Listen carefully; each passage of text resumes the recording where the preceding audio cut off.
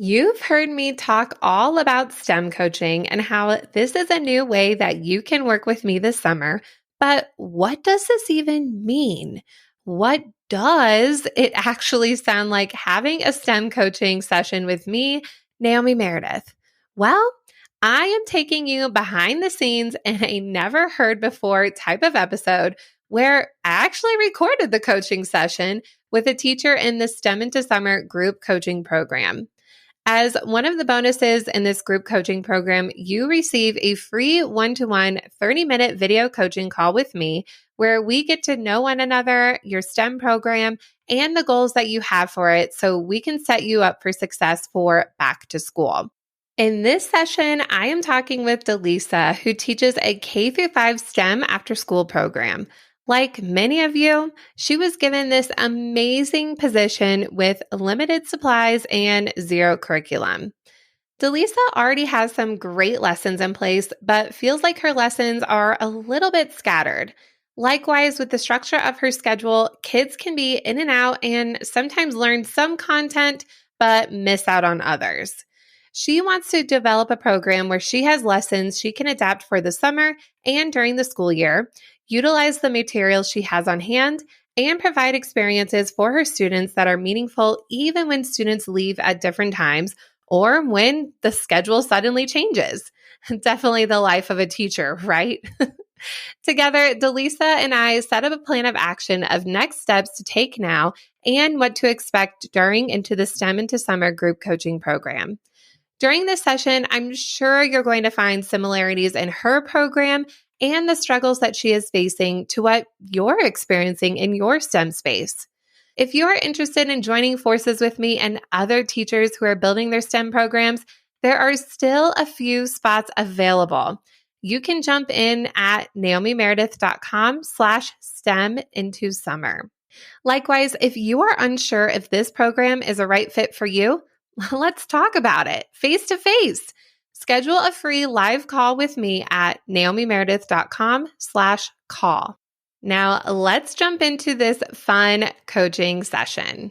Welcome to the Elementary STEM Coach Podcast, a show that'll help you with lesson ideas, systems, and actionable tips to apply to your classroom. I am your host, Naomi Meredith, a former classroom teacher turned current STEM teacher and coach. With over a decade of experience teaching and a master's degree in STEM leadership, I am here to coach you throughout the year to help you gain back more time to create innovative experiences for your students. Grab your earbuds and let's get started. Well, thanks so much again for meeting me. I'm so excited to meet you in person. So tell me how to say your name correctly. It's DeLisa. DeLisa. I love that. I say DeLisa and my mom's DeLisa. I said, Mama, I'm used to it. DeLisa is fine, okay? DeLisa. Okay. Well, how everyone says my name wrong too. So I'm fine. Good. Awesome. Well, thanks so much. I was so excited that you signed up. What motivated you to sign up for this group coaching program? Well, I have been actually in love with STEM since I guess I was a kid. I'm gonna just, throw that out there. But right now, I currently work with K-5 at an after-school program. Oh, cool. And so, along with that, I was originally working with pre-K through second grade teaching computer coding. And so we were using the robots and all the little fun things to go along with their literacy and math and all of that. So it's just like I wanted to do more with STEM. Mm-hmm. And so a little bit of building activities, and we've done, with the coding, but including the arts and other things into it. So I love STEM. I'm just trying to find how to, I have great ideas and big thoughts, but I need to crunch it down and put it into a lesson plan and into a format of curriculum that I can follow. Mm-hmm. That makes sense. I feel like that's so common too. When you have, there's so many cool ideas out there and so many different cool things to try. And then you want to do all of them. And then it gets super overwhelming. And then you think, okay, what grade levels should I be doing this with? Do I have the supplies? So that's super, super common. Yeah. See my background, if I turn, I have so much stuff that I've purchased of trying to do STEM activities. Like, okay, my whole back room is going to be completely overwhelmed with educational stuff that I probably use. Oh, so does mine. Look at my floor. No, I'm like cleaning it out. I have stuff under my desk so you can't see it. I'm just sneak over here so you can kind of see. This is my corner of just collecting of stuff. And it's like, I do that too. So tell me more about your program. So you said it's after school. Like, is it every day? How long do you have the kids? Is it something that they pay for? How does that work? Yes, I'm there Monday through Friday, from 3 to 6:30. Okay, that is 3 to 6:30, and I do K through 5th grade on those each day. So I have with the school year, which is kind of crazy. I actually get them for an hour for each level. So, say for instance, yesterday I had K through 1st grade because they're a grade. So I had them yesterday, and today I have 3rd grade. So with my 3rd through 5th grade, which today I have 3rd, tomorrow I have 4th and 5th, I can do different things with them. Mm-hmm. But my kindergarten and 1st is kind of where, okay, I don't want to overwhelm them or don't want them lost compared to with my 3rd through 5th. So now with the summer coming along, I'll have each group for 2 hours. Okay. So starting on the 7th, I'll start with 3rd grade, I believe. Okay. I'll have them for 2 hours. So then it's like 3rd grade for 2 hours, 4th grade for 2 hours, 5th grade. And then is it still K1 combined for 2 hours? Yes. I have them combined. Yeah. Oh, wow. So 2 hours during the summer. And then back when school starts back, then we're back at an hour or 45 minutes. Okay. Because there's stuff that's going on at the same time. Do you have it all like mapped out of when you see kids, how much time you have per grade level for the summer and then the year? Do you have like a whole map out plan of that? I did. Mm-hmm. What happens is I can map it out, but if they have other educational programs coming in, it'll throw everything off. So same day that I would have, for instance, yesterday, K1, well, then at 3:30 to 4:30, they have Spanish. So that takes away from my actual coding lesson because we also have to allow them to get the educational lessons in as well, like homework help and assistance. So then back down to 30 minutes. So I usually have it all mapped out, but things change. So with that being said, it can be the same thing for the summer. So mapping out for me, saying the summer, I can say, okay, yeah, I have them 2 hours. I have them from 1 o'clock to 4 o'clock. But then they may have a Spanish session come in, throw everything off. Yeah, that makes sense.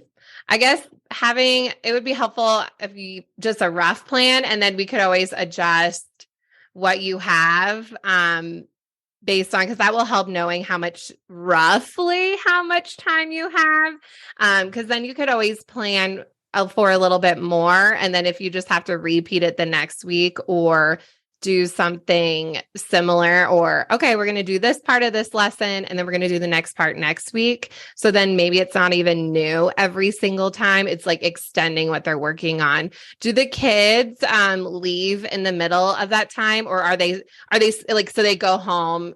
Okay. Yeah. And so now, say for instance, today I have 3rd grade. So I'll come in after their Spanish lesson, which is 4 o'clock. But then at 4:15, 4:30, they're getting ready to break for dinner. Okay. So now during dinner time, I'm starting to lose my kids because they're getting ready to come. So I'll have to start a lesson and then come back, like you said, the following week and try my best to get in as much as I can. Okay. And then the following week, try to finish up as much as I can to there, because we started doing the Legos, not Spike, but the other one, Essentials, Lego Essentials. Oh, yeah. So I have maybe 3 or 4 that's able to build out robots, but then the other half, they miss out because they don't get to build. So then 3 or 4 get to come in and code the robot, but then my other group is missing out. Yeah. Okay. So that'll definitely be something when we're thinking about the lessons, because I feel like you obviously have the materials and the ideas, but thinking about the structure for that and how that'll work, because kids are leaving in and out. You have the different grade levels. So that is nice, though. You have combined grade levels. So that's really going to help with your planning. Do you plan things thematically, or do you just feel like you're just throwing ideas out there? Like maybe third grade's doing Legos, fourth grade's doing robotics, and then, or do you kind of do the same theme? So if you're doing Legos, everyone's doing Legos, or do you structure it? I do it differently per grade level. So like my fourth and fifth haven't even started Legos. And so third grade has been my only group that's done Legos. My second grade group has done Scratch Junior. Mm-hmm. Their only group has done Scratch Junior. I did introduce it to K1, but I slowed down with that because of course we're leaving. And so they have the B-bots. So they're doing the robots. Yeah. So it's kind of, and then with the fourth and fifth, we're doing Scratch. Okay. So I want to at least, if I do this, structure it, I want to do it as a theme. And that way it'll be much easier and to say, okay, I can introduce this. And then if we don't get to a certain part, then I can continue on like I've been trying to do. I think you definitely can do that. That's how I structure my year. So I started off like with you where I was just kind of throwing things out there and just trying it out. Cause you don't even know. Sometimes you're like, well, I don't even know what this does. Yeah. But I think that'll help too, especially when you're teaching it. And let's say a kid leaves. I don't know if they can jump in on your other sessions, like, oh, there's 2 kids left. They can, oh, okay. So they don't do that. But that'll help too with your materials, because if you're in the mindset of coding, then that's going to help you think about the differentiation with all of those levels. And we can even talk more about resources. Like when we're actually working through the summer. This is really good. I'm like so excited. I have a lot of ideas for you. But we can really think about that thematic planning. So you could have a coding unit, and then you can have a separate robotics unit, and then a Lego unit. Now, if you don't have enough supplies, we can mix up who does Legos. Because I know that's really hard too, because getting something for K through 5 for everybody is expensive. So maybe everybody but third grade is doing coding at that time or something like that. So we can definitely map that out. And then that way, when you're prepping your materials, you're like, okay, we're doing coding right now. Perfect. You even have a lot of similar anchor charts, a lot of vocabulary. So that's going to help you. And I'm really glad actually your K1 is combined. That won't be too hard. And it's so much easier. Mm-hmm. Do you do, oh, sorry, go ahead. Do you do whole group lessons with K1, or do you do STEM stations whole group? Actually, and I loved your workshop on doing the STEM stations, because I actually did STEM stations on Friday. Oh, how'd it go? Oh, they're fun Fridays. Usually I try, if I don't get to do coding on Tuesdays with K1, then I do it on Fridays where they have a fun Friday. And so this past Friday, we did STEM stations where I did the Play-Doh, I did coding, I did a little art station where they could color. Yeah. And then what else did I add for Legos? We did Lego challenges. Yeah. So that helped me out so much with K1 group. And so I definitely would like to incorporate that in where I work with one group, maybe with coding. And then next time, if I don't get to them, I can come back and do other group. Awesome. I'm so glad that worked for you. And even at this time of year, I know they're crazy. I just did STEM stations with K1 and they're fine. Yeah. Yeah. It worked out great. I mean, with Fun Fridays for them, we put on a movie. We had the STEM station set up. So they're more in tune with the STEM station than they were with the movie. Yay. Oh, that's good. Turn the movie off and just go for it. Yeah, you don't need the movie. I think you'll be fine. And then that, I like what you said too, having a station where it could be even you, like a station with you. I'm wondering too, I have done this, with just thinking about the structure of how your kids are and how they rotate in and out throughout the day in your program. I have actually done STEM stations with my older kids before. And it works really well. We can think about what those, just thinking about what will work best for you. your kids are in school all day and then they're coming to you. And so they have a whole lot of whole group instruction. And it really depends on the teacher. From what I've seen, it's actually not as common to do stations with older kids and even with me, but it still can be done. And I feel like just because they're not finishing things or they might not have enough time or they're leaving, I actually think stations would work well for your older students. And that way you're not planning as much because you could still do 2 a day. With your older kids, they will be at the station for longer. But then that way, okay, we have 4 stations in this unit. Let's say we're doing coding. We have 4 coding stations. You're going to do 2 this week and then 2 next week. And then you're not planning week to week anymore. That way you're like, oh my gosh, I have to do another unit again. Because you said you see each grade level once a week. Okay, so that'll help too. Yeah. So if you did STEM stations, just thinking, I wouldn't suggest this for like a classroom STEM teacher, but for your program, I think that will help just with the rotation of kids. So then you don't, like, if a parent has to talk to you, you're like, okay, I have to stop my instruction and go talk to them.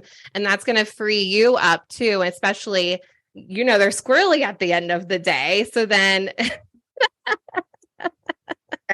sugar and excitement. Yes. Yeah. And they love what they're doing with you. I'm sure they love it, but I think that'll help with behaviors also because they're tired. They do want to do your stations and your activities, but that's going to break them up as well. So it's just more focused on the activity. And then let's say, oh, I didn't do this station last time. You could just flip them into that station. And then maybe even the third and fourth week could be pick your favorite. And so maybe for your older, I wouldn't do this for the little kids, but I would have for the older kids. Okay, so we did stations these past 2 weeks. Maybe this third and fourth week, you get to pick your favorite. So then we could create like a choice board where they pick their top 2 and maybe they spend the whole day doing one station and then the next week doing another station. Just because they're older, they'll be able to handle that. With the little kids, I don't know. You could do the same stations again, to be honest. So then that would take up a whole month. So if you have, let's say K1, you do STEM stations, which was really good. How many did you get through with them? I try to break them up and through a timer. So I allow all of them to get an opportunity to get to touch it. So I put every 10 minutes. Oh, okay. So I give them 10 minutes per station and then they rotate out. Yeah. So just to keep them going. Yeah. So that's what every last one of them had. Because I didn't have that many kids because, of course, it's the end of the year and they have coming. So every 10 minutes, at least allow them that time. So this summer, because now we're into 7:30 to 5:30 and we'll have them all day. So okay. Yeah. Okay. Yeah. So I think for the school year, so since you haven't a while with them, K1, you could do 4 or however many, 4 to 6 stations. I would maybe do 4, but you had 5. I did 5. Okay. Yeah. 5 works. So keep the 5 because probably with your numbers too.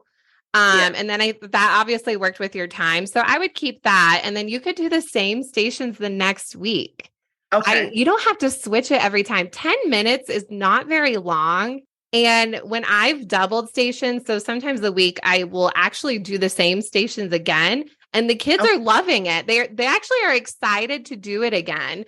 So don't feel bad that you repeat things. They probably want to go back to it.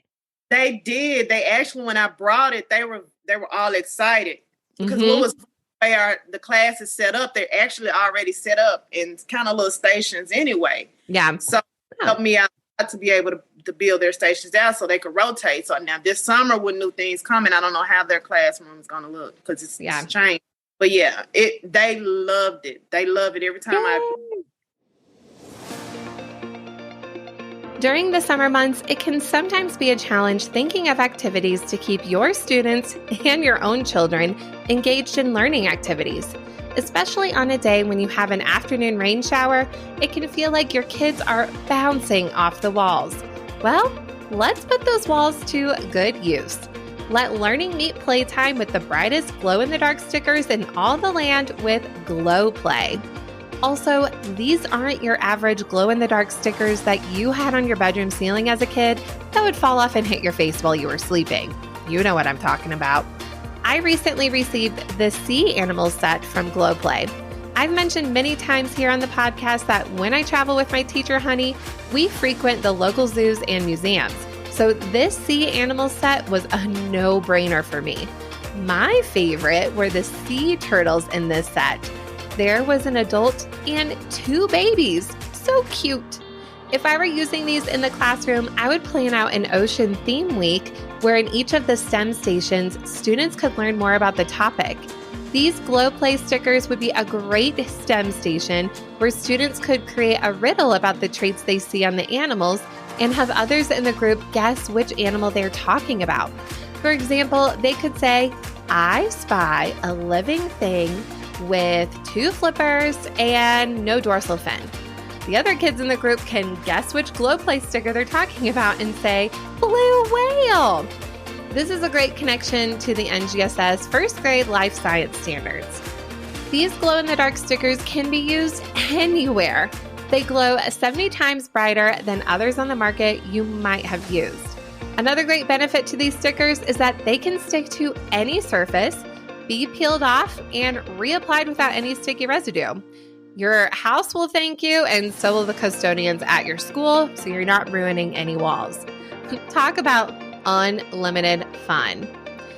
Adding in the Glow Play stickers to your classroom materials would make an easy STEM station that would take minimal prep, but encourage tons of engagement. You can grab this Glow Play Sea Animal set and other themes by visiting their website at letsglowplay.com. That's let's, L-E-T-S, glow, G-L-O, play, P-L-A-Y.com. Letsglowplay.com. Yeah. And they're good at it.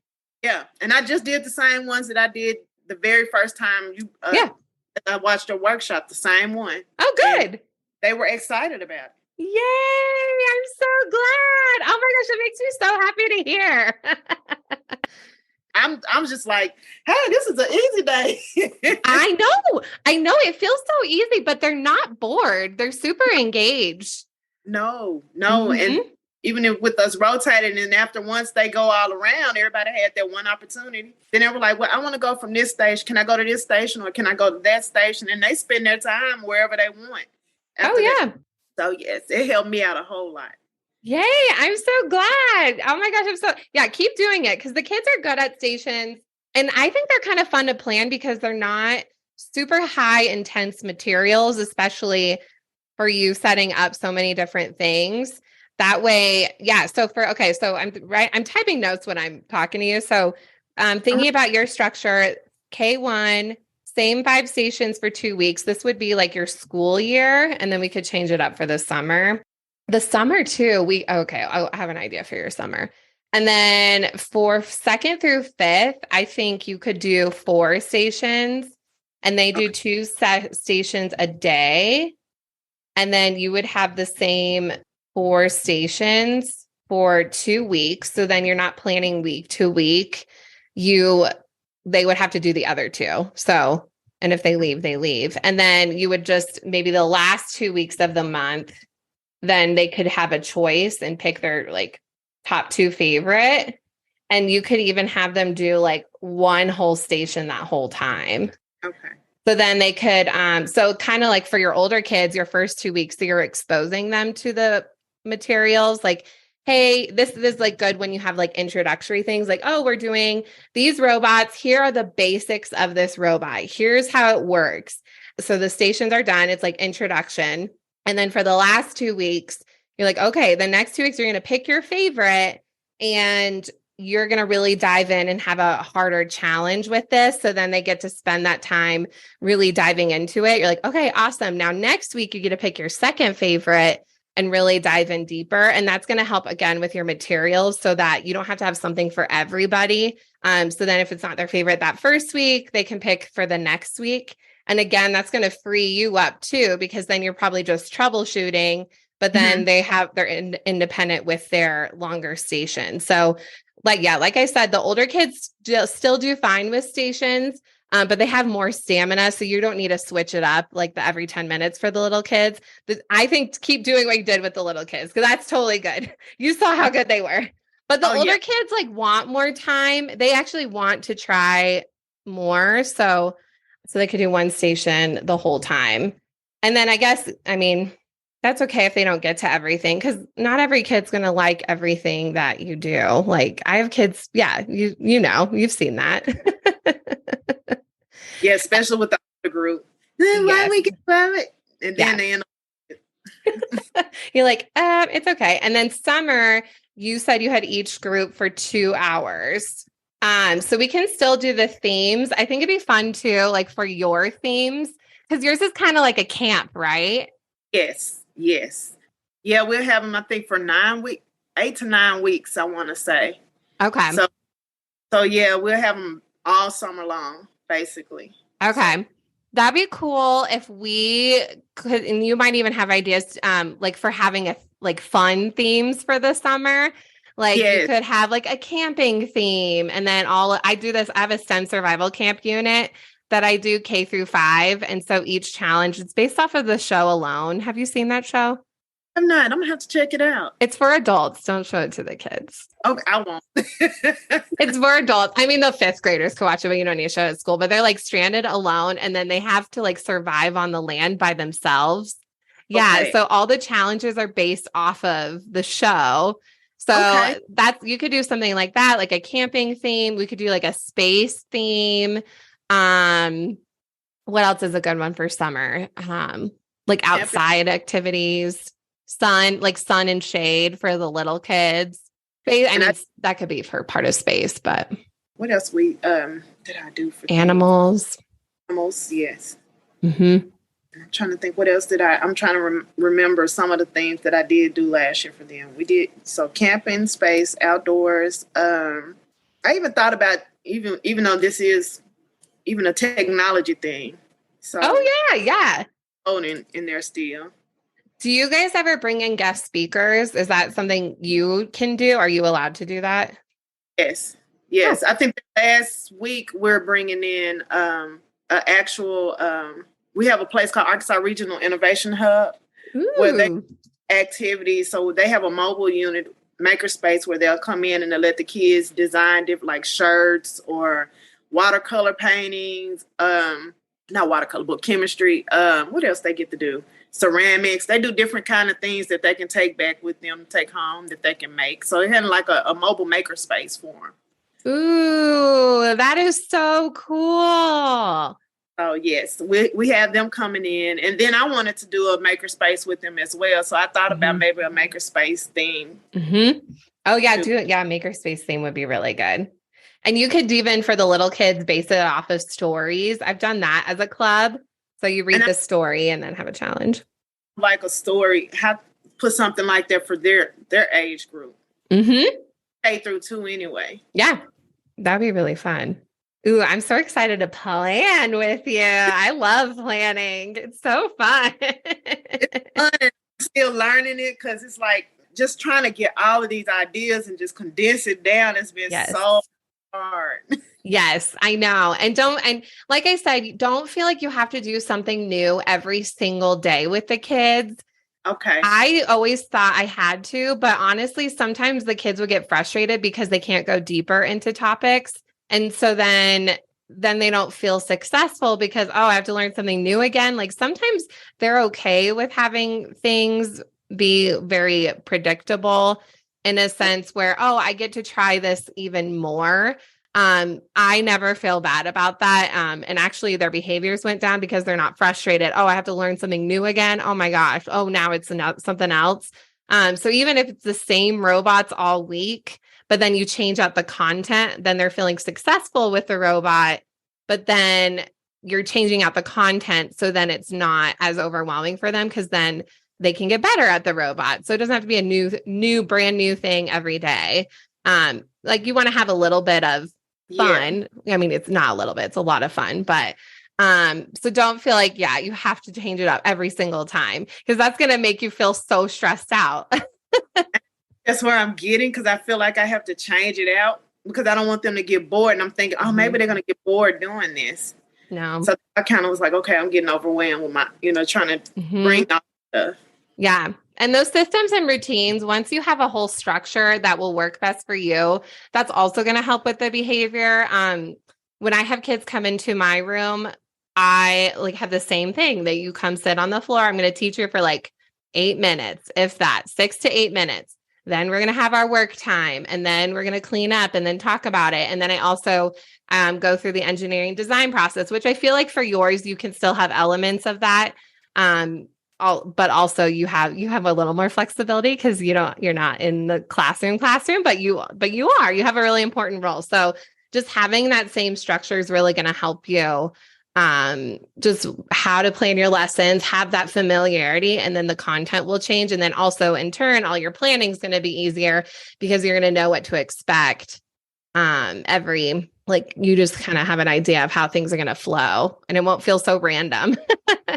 Now, I do have an opportunity, and I'll probably more likely plan something out and send it to you because I know we're getting close to our time. I'm sorry. Oh, don't be sorry. No, you're fine.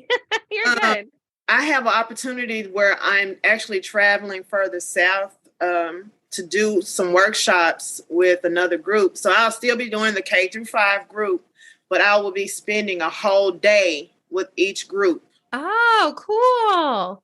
That I'm kind of stuck on that too, because not just I have to plan for this, but I'm also having to plan at the end of June to do a whole workshop for each day for each grade level. Oh. So me out so much. So Oh. much. Oh, well, I think you'll feel successful because this planning will help you. You can just teach them what you're planning. Yes. Yes. Yeah, so we can definitely work on that because, yeah, actually, it'll all line up. You don't need to create something new. You test it with your kids and then, okay, then that's my workshop. Okay, I tested this. That's my workshop. So that actually, you'll have really good evidence of what worked well and what didn't.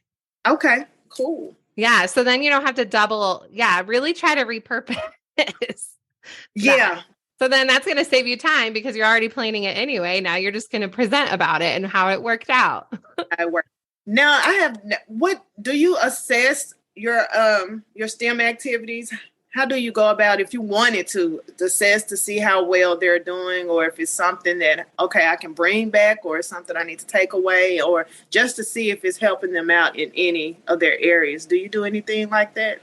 So I do more informal things. So there's a couple things. So first, obviously, my observations, noticing really, is this over their level? Like how are certain kids able to are they even able to finish the project? That's a huge thing.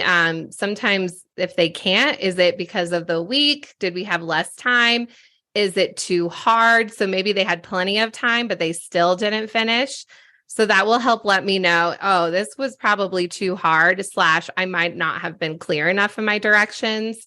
Also, like if I were to give a grade, I really would think about, like for that individual, are they able to really address the standards? So if I'm planning with standards, are you actually understanding what the standard is talking about from that perspective? But then also thinking about the process. Are you, like, let's say they're doing a stop motion animation. Are you doing a lot of picture? Are you understanding how to actually use the tool? So kind of it is trial and error and also based on the class, but really it's kind of like that process versus the product. I mean, I could use a rubric if I had to, but really more so that observation. Also their behavior too. If they're messing around too much, maybe it's too easy. And if they're really rushing, maybe the project's too easy. I've had that a couple times, not too often. That's actually not as common as too hard. If it's too hard, I will either maybe think about, is this tool better for a different grade? Or maybe the tool is right. I just didn't teach it well enough. Like like when you are using, especially the technology tools, how many steps it is to actually get into the tool. Sometimes I haven't done a good job. I have to go back and like really pre-teach. Okay, here's how you actually connect your robot to this platform. So sometimes it'll be, okay, I'm going to show you how to do that, then go do it, and then come back. I'm going to show you how to use it in your project. So like if for your older kids, or even your younger kids too, you might have to show them, okay, for this station, here's how you do this, blah, blah, blah, blah, blah, and then get started. So for me, it's more observational and based on their experience too. Because if they don't have a lot of experience, you might have to do a little bit easier to get them familiar and confident. And then, okay, now you have experience. Now we can get more into this. So that's okay too. Gotcha. Yeah. Okay. So hopefully that helps. It does. It helps me out. Good. Because I wanted to assess to see how well they're actually catching on to it. So I think observation would definitely, because I can observe them and sit there and look at them and kind of tell, okay, or I've had some, like you said, they catch on real quick. And so they're trying to figure, okay, what can I do next? Yeah.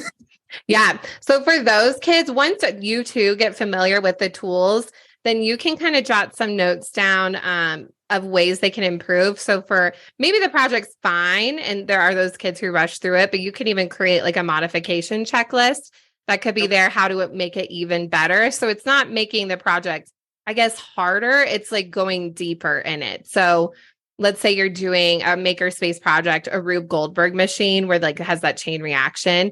And you're like, okay, you did it. Could you add something that swings? That would be hard. Actually, where do you attach it? Where does it swing? Can you add something that rolls and then hits something else? So having multi-step things. So really helping push those kids, you could have a modification checklist and just, from you observing, what are things like most kids doing? And even the kids who are improving, you're like, ooh, what are the things you are improving? So then again, you don't have to necessarily change out the project. You're just giving ways for them to go deeper in that content. Because that's true with like reading, writing, math for kids who are getting it quickly. Oh, it doesn't mean you necessarily have to skip grade levels. You just need to go deeper in the content and think in even higher levels of learning. So it's the same thing with STEM too. Definitely would try that. Mm-hmm. Yeah, bring all the sticky notes. Yeah, like bring your notebook. I do that. I will write down notes all the time when I'm watching kids, and you'll get some random inspiration, or maybe you're driving your car like, oh my gosh, I have to do this, and then write it down. And I've done that. Me too. So I think we'll meet, I have it scheduled for next week for the kickoff call. So I'll talk about, in our kickoff call, like how we're going to do like a lesson audit. So just take a look at, I have a whole template for you, looking at the lessons you have so far, or maybe ones you're hoping to do. And then also, I have a template that you'll use to like really map out the materials that you have. So having those, you don't need to have a year-long plan yet. We'll get to that, but really thinking about with those templates, and I'll take a look at them too, kind of get an idea of what we're working with and what you want to do. So we'll talk about that in our meeting. I think before then, if you did have a rough sketch of how often you see kids, even if it does change, that's going to help with knowing, like, this doesn't have to be like your year-long plan, but just kind of knowing the time frame you see kids, that's going to help knowing how many different units that you'll have to plan out. So then that will, I think, really help bring the overwhelm down, because then you're like, okay, these are the time frames I have to work with. So then we can think about like those bigger themes, like here's this chunk of time, here's this chunk of time, here's what you can do throughout the year. Even if, that happens too as a classroom teacher, like you have school events, like I have that too. I have my year-long plan, but sometimes I have to take out something in that unit because we have an assembly that day, or that grade level's on a field trip. So that's pretty normal. But if you are able to map out your kind of rough estimate of when you're going to see kids and how often for each grade level, that's going to help. And then once you have that spreadsheet, I think you'll like the spreadsheet. It'll like has all these drop down menus that you can plug stuff in, and then all the materials, and then we'll merge that together and then start working on that year-long plan. And then at the very end of the whole weeks we have, then we'll even talk about like even more about materials and things like you might want to purchase in the future, different ways to do that. Even we can work on some grant writing too. So, yeah. Do you have any other questions for me? I hope this was helpful for you. Very helpful. I am very excited. I cannot wait. I couldn't wait yesterday. I was like, oh, yay. I finally get some stuff to do some of my STEM projects. So yes, this is so helpful and I appreciate it. so Yeah, much. So you're so welcome. I'm so excited to work with you this summer. And like I said, I love, love, love lesson planning. And like this is like a big puzzle. So like using your ideas and like things that you want to work with and what you're comfortable with and the supplies that you have, I think we're really going to be able to create something that will be definitely unique for your situation and something that you can keep modifying over the years. And when new materials come in and out, or your kids get better at stuff, it'll be easy to change things out because it's like something you have that structure, but then all the ideas will like fit in. They have all the little places for your stuff. yeah, I'm so excited. Yay, good. Well, I will actually see you next week. I think I put in your platform the Zoom link. If not, I'll put it in there and then we'll meet live and then you'll have that to work on in June. And then we'll have live calls every week and you'll have audio access to me for the rest of the summer. So if things pop up, like you have me in your back pocket. Yes. And I was going to ask if I had to miss a meeting, and I think you just answered it, will I be able to go back and replay it? Or Yeah. Yep. Yeah, you'll be able to replay it. And then I'll also have, so I'll have the video replay. And then I also take out the audio and make it like a podcast. Okay. I don't edit it. I just use the audio. So that way you can listen on the go as well. Okay. Yeah. So you'll have the replay options and all that. Cool. I'm excited. Yeah, me too. Well, thank you so much for your time. And I'm excited to be working with you. Excited to work with you as well. I'm looking so forward to it. Yay, me too. Well, I will talk to you soon. Thank you. Thank you. Oh, real quick question. Did you get your present in the mail? I did. Okay, good. Writing with my pen. Yay, good. I have my notebook. I made myself one too. I have my notebook and I thought about it. I was looking, I'm like, I left it on the table. So I had to grab something real quick to write. You're good. I have my pen and I appreciate it. My son took my second sticker. Okay. He's like, oh, Mom, it's my sticker now. I was like, hey, you know what? All right, I'll let you have it. Go ahead. Okay, I'll send you another one. So yes, I appreciate that. I truly good. I'm so glad you got it. Well, thank you. And I'll talk to you later. I'll see you next week. Okay, thank you. You're welcome. Bye. I am so excited to work with DeLisa this summer. She already has a great start for her program, and there is so much room for creativity and fun lessons that DeLisa and her students will enjoy. If you're interested in having a one-to-one coaching call like this one and support throughout the summer to build up your program, join us. There are only a few spots left at naomimeredith.com/STEM-into-summer. Thank you so much for listening to today's episode of the Elementary STEM Coach Podcast. I would love to connect with you over on Instagram at @NaomiMeredith_ or send me an email to elementarystemcoachpodcast@gmail.com.